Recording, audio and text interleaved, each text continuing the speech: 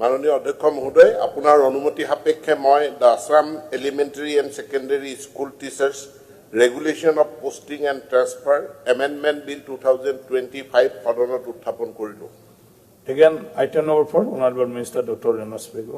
মাননীয় অধ্যক্ষ মহোদয় আপোনাৰ অনুমতি সাপেক্ষে মই the Assam Education Provincialization of Services of Teachers and Reorganization of Educational Institutions Amendment Bill 2025 সদনত উত্থাপনৰ কাৰণে প্ৰস্তাৱ কৰিলো। প্ৰশ্নটো হল বিধেয়কখন উত্থাপন কৰাৰ সদনৰ সন্মতি আছে নে? যিসকল সপক্ষে আছে কক হয়, যিসকল বিপক্ষে আছে কক নহয়।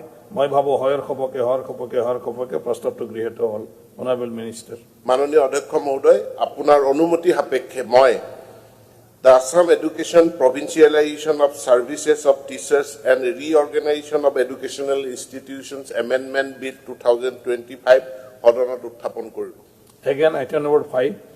মাননীয় অধ্যক্ষ মহোদয় আপোনাৰ অনুমতি সাপেক্ষে মই the Assam Education Provincialization of Services of Non-Teaching Staff of Venture Educational Institutions Amendment Bill 2025 সদনত উত্থাপনৰ বাবে প্ৰস্তাৱ কৰিলো।